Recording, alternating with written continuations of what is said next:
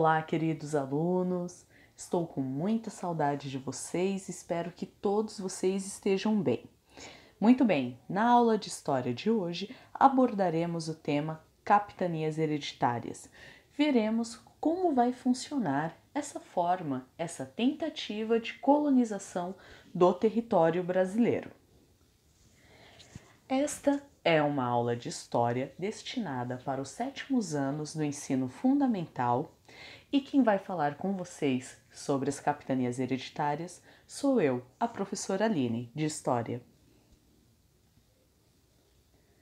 Trabalharemos a habilidade EF07 HI02, que é identificar conexões e interações entre as sociedades do Novo Mundo, da Europa, da Ásia e da África, no contexto das navegações e indicar a complexidade e as interações que ocorreram nos oceanos Atlântico, Índico e Pacífico.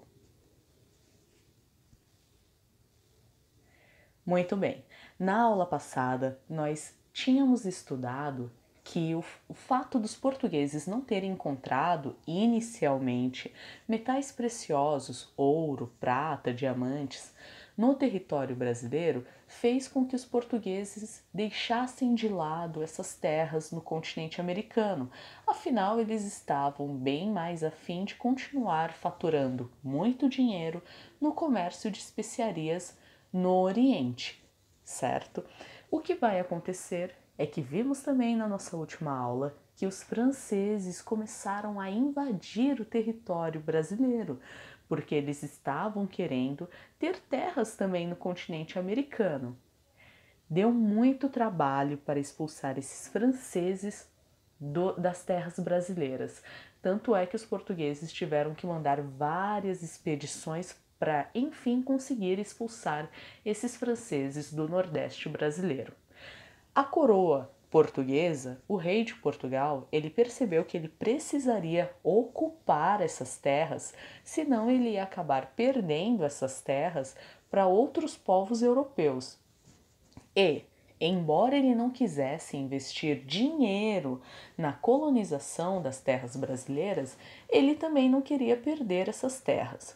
Portanto, Dom João III, que era rei de Portugal, decidiu fazer as capitanias hereditárias, criar essas capitanias hereditárias, que já era um projeto que tinha dado certo no continente africano, em alguns lugares do continente africano. Muito bem, o que ele fez? Ele dividiu enormes faixas de terra, 15 faixas de terra, como vocês podem observar no mapa ao lado. Ele dividiu essas terras e ele entregou essas terras para 12 donatários. Esses donatários, eles teriam deveres e direitos para com a coroa portuguesa, para cultivar essas terras, repassar dinheiro para a coroa de Portugal e ter para si também, donatários, alguns benefícios que nós veremos agora. Só gostaria de comentar com vocês também um fato. Essas capitanias, essas faixas de terra seriam administradas por esses donatários. Caso esses donatários morressem, essas capitanias passariam automaticamente para os seus filhos. Por isso temos o nome de capitanias hereditárias. Muito bem. Quais eram os deveres desses donatários, dessas pessoas que iam administrar essas faixas de terra? Os donatários deveriam desenvolver o cultivo da cana-de-açúcar, lembrando que a cana-de-açúcar ela é um produto, ela é criada somente em países tropicais, como a África, Brasil, Colômbia. Países europeus que são de clima temperado, não dá para criar cana-de-açúcar. Portanto, essa cana-de-açúcar era cultivada aqui em território brasileiro e vendido a alto preço na Europa. Era muito lucrativo esse cultivo de cana-de-açúcar. Outro dever dos donatários era expandir a fé cristã, ou seja, é uma forma de dominação da população nativa brasileira, desses indígenas brasileiros, porque quanto mais da identidade europeia eu colocar nessa população, será mais fácil dominar essa população se eu for tirando pouco a pouco dos indígenas a identidade que eles têm. Então, a catequização, ela era muito importante nesse período e veremos mais na frente toda essa influência da catequização, mas isso são para as próximas aulas. A defesa militar, que era defender esse território da população indígena, defender, eu quero que vocês entendam que é tomar esse território da população indígena, certo? E também estimular a ocupação portuguesa, a ocupação de povos brancos, né, na terra brasileira. Muito bem, e quais eram os direitos desses donatários? O que eles ganhariam com isso, né? Os donatários tiravam para si 5% do negócio do pau-brasil, ou seja, 95% de todo o dinheiro do pau-brasil iria para a coroa de Portugal, iria para o rei de Portugal. Os donatários tiravam a vintena, que era apenas 5% desse dinheiro. Eles poderiam também cobrar impostos em rios e portos, julgar os habitantes das capitanias, inclusive podendo condená-los à morte.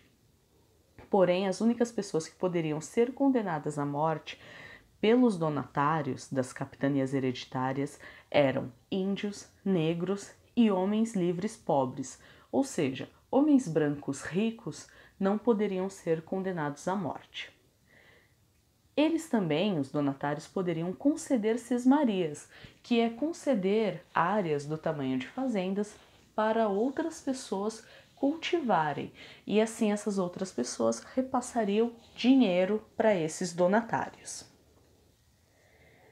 Nós notamos que as capitanias hereditárias, elas são uma forma que o governo português desenvolveu para não ter que gastar dinheiro com a ocupação do território brasileiro.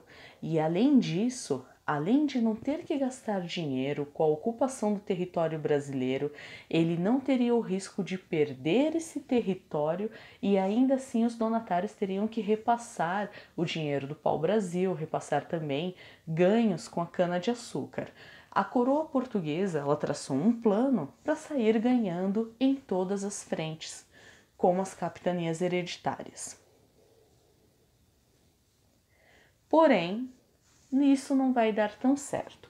Das 15 capitanias hereditárias, apenas 3, que são as capitanias hereditárias de São Vicente, Pernambuco e Bahia, elas vão prosperar e se desenvolver bem.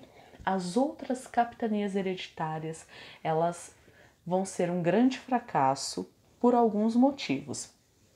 Entre eles, podemos citar o fato que alguns donatários não tinham tanto dinheiro para desenvolver esse projeto que são as capitanias hereditárias.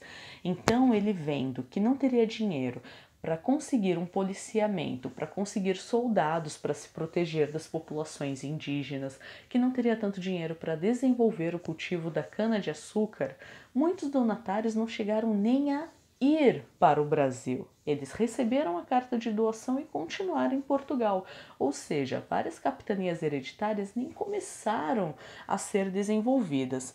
Além disso, os donatários que vieram para o Brasil não conversavam entre si.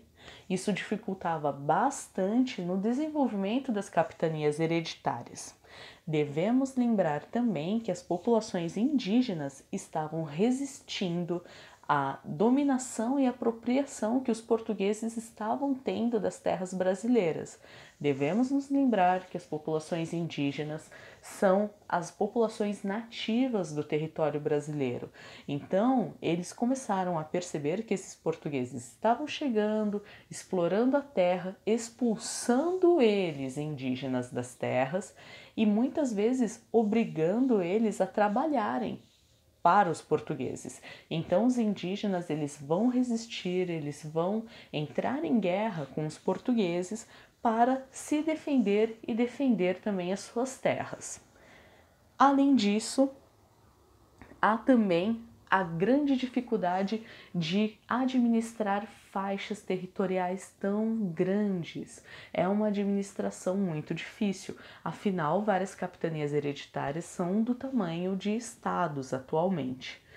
Isso vai fazer com que a coroa portuguesa repense a sua prática, vendo que de 15 capitanias hereditárias apenas 3 vão prosperar.